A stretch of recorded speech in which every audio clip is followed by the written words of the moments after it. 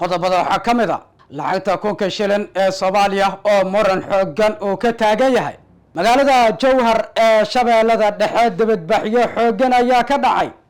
maxay ku saabsan yihiin dowladda federaalka oo dhinaceeda ku fikiraysa lacagtii bedeli lahayd kunka shilin oo hadda muranka xooggan uu ka taagan yahay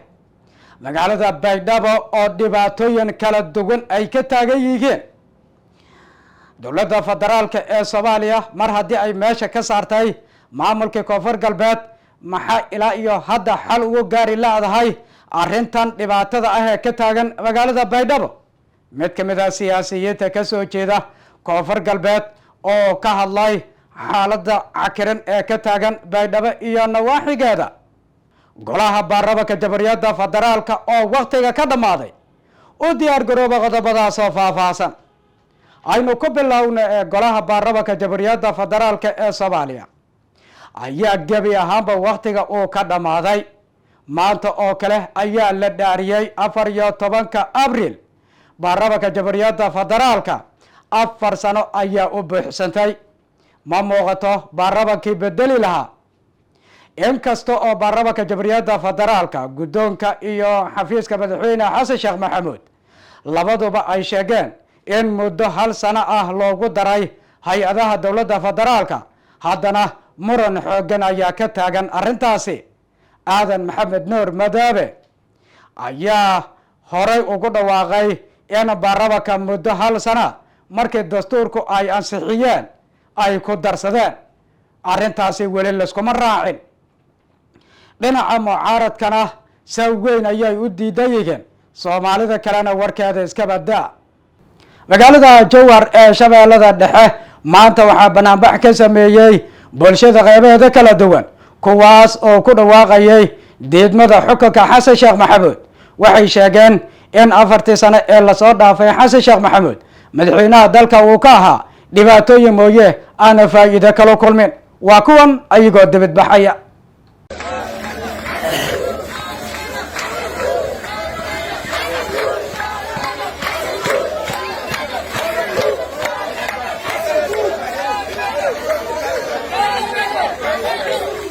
magaalada Baydhabo ee gobolka Baay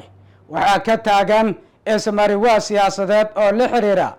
arrinta dhisida maamulka saddexaad ee koonfur galbeed tan iyo markii meesha laga saaray maamulkii muddada 7 sano ku siman ee halkaasi ka arriminayay ee madaxweynaha uu ka ahaa Cabdicasiis Laftagareen dowladda federaalka ayaa u awood sheegatay awood ciidan ayaana looga saaray Baydhabo hase yeeshee waxaa ku soo furmay muujado siyaasadeed oo isdiidan oo aan is-ogolayn Baydhabo waxaa xilligaasi tagay siyaasiyiin kala duwan oo ugu magac weeyahay guddoonka baarlamaanka aadan maxamed nuur madaabe waxay isku haystaan arrinta madaxtinimada maamulka koonfur galbeed Baydhabo waxyaabaha haddaba laga soo sheegayo ma aha wax qurux badan bulshadana waxay ka qabaan walaac xooggan in isku dhacyo ay ka yimaadaan dhinacyadan hubaysan ee dhammaantoodaba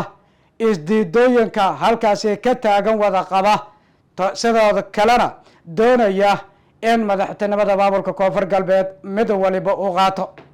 Cabdullaahi Kerow Cali wuxuu ka mid yahay siyaasiyiinta koonfur galbeed dhowaan wuxuu tagay Baydhabo sidoo kale wuxuu tagay degmada Qasax Dheere ee gobolka Baay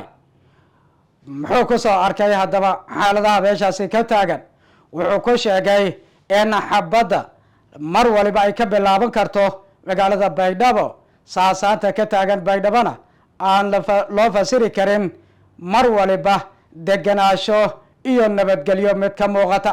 xaaladda ka taagan Baydhabo waxay ku tilmaameen dhinacyada halkaasi tagay oo Cabdullaahi Kerow uu ka mid yahay mid aan qurux badnayn oo walaaceeda leh lacagta kunka shilin ee Soomaaliya ee u soo haray ayaa muran xooggan uu ka taagan yahay waa la diiday gebi ahaanba dhammaan gobolada Soomaaliya markii horeba Somaliland kuma jirinba 35 sano ee la soo dhaafay laakiin koonfurta Soomaaliya ayaa lacagta kunka shilin laga isticmaalayay haddase waxaa muuqata kunkii shilin in la diiday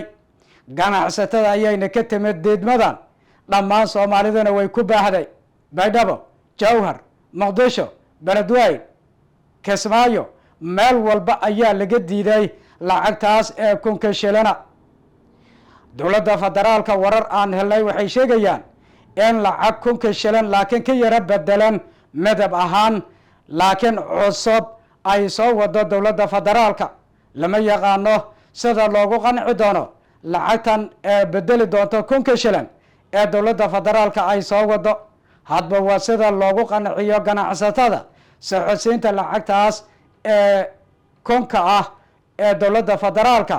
ay hadda soo wado muddo ayaa lagu soo mooday lacagtaasi kunka shilina wuxuuna ahaa mid barako badan watay 35 sano ee lasoo dhaafayna lagu soo mooday oo dad fara badan oo danyar ah ay ku soo moodeen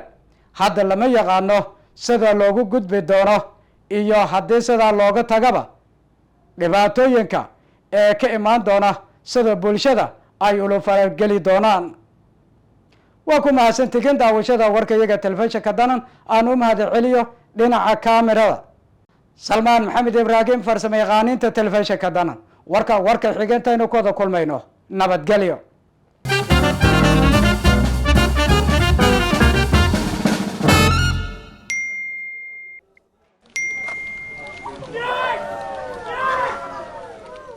soo ma aragtaan